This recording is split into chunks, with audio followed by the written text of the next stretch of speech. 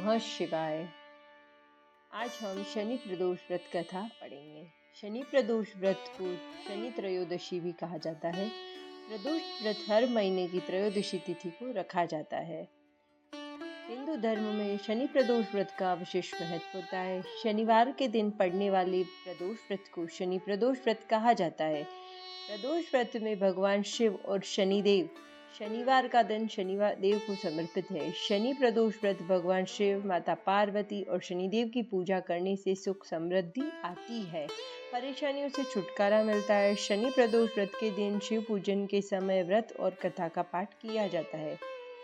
गर्गाचार्य जी कहते हैं कि हे महामते, आपने शिव शंकर की प्रसन्नता हेतु समस्त प्रदोष व्रतों का वर्णन किया। अब हम शनि प्रदोष व्रत की विधि सुनने की इच्छा रखते हैं, सो कृपा करके सुनाइए। तब सूत जी बोले, हे ऋषि, निश्चयात्मक रूप से आपका शिव पार्वती के चरणों में अत्यंत प्रेम है।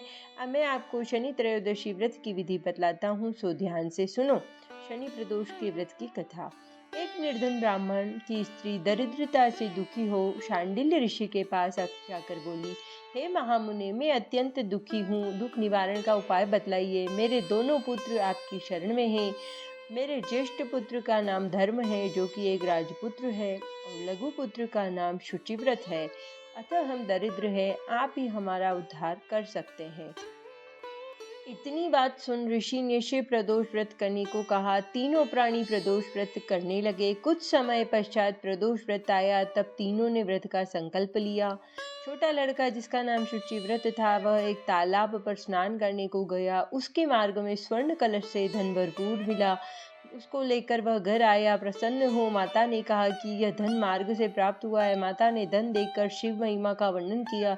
राजपुत्र को अपने पास बुलाकर बोली, देखो पुत्र, यह धन हमें शिवजी की कृपा से प्राप्त हुआ है, अतः प्रसाद के रूप में दोनों पुत्र आधा आधा बांट लो। माता का वचन सुन राजपुत्र ने शिव पार्वती का ध्यान किया और बोला, पूज्य, यह धन आपके पुत्र का ही है, माँ इसका अधिकारी नहीं हूँ। मुझे शंकर भगवान और माता पार्वती जब देंगे तब लूंगा। इतना कहकर वह राजपुत्र शंकर जी की पूजा में लग गया।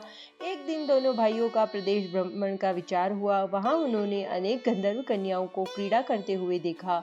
उन्हें देख शुचिव्रत ने कहा, भैया, अब हम इससे आगे नहीं जाना। इतना कह शुचिव्रत उसी स्थान पर बैठ गया, परंतु राजपुत्र अकेला ही स्त्रियों के बीच जा पहुंचा। वहां एक स्त्री अति सुंदर राजकुमारी को देख मोहित हो गई। राजपुत्र के पास पहुंचकर कहने लगी कि हे सखियों, इस वन के समीप ही जो दूसरा वन है, तुम वहां जाकर देखो। भांति भांति के पुष्प खिले हैं, बड़ा सुहावना समय है, उसकी शोभा देखकर आओ। माँ, मैं यहाँ बैठी हूँ, मेरे पैर में बहुत पीड़ा है। ये सुन सभी सखियाँ दूसरे वन में चली गई। वह अकेली सुंदर राजकुमार की ओर देखती रही। इधर राजकुमार भी कामुक दृष्टि से निहारने लगा। युवती बोली, आप कहाँ रहते हैं? वन में कैसे पधारे हैं? किस राजा के पुत्र हैं? क्या नाम है?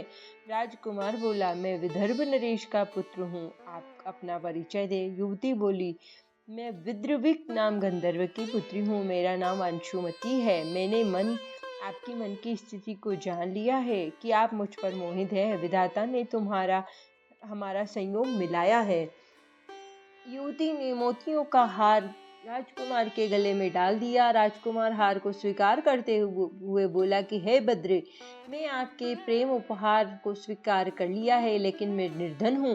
राजकुमार के इन वचनों को सुनकर गंधर्व कन्या बोली कि मैं जैसा कह चुकी हूँ वैसा ही करूँगी, अब आप अपने घर को जाएं। इतना कहकर वह गंधर्व कन्या सखियों से जा मिली। घर जाकर राजकुमार ने शुचिव्रत को सारा वृतांत कह सुनाया।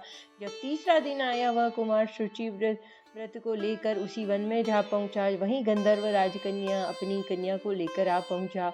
इन दोनों राजकुमारों को देख आसन देव की कहा कि मैं कैलाश पर गया था, वहां शंकर जी ने मुझसे कहा कि धर्मगुप्त नाम का राजपुत्र, जो इस समय राज्य विहीन निर्धन है, मेरा परम भक्त है। हे गंधर्वराज, तुम उसकी सहायता करो। मैं महादेव की आज्ञा से इस कन्या को आपके पास लाया हूँ, आप इसका निर्वाह करें। मैं आपकी सहायता कर आपको राजगद्दी पर बिठा दूंगा। इस प्रकार गंधर्वराज ने कन्या का विधिवत विवाह कर लिया।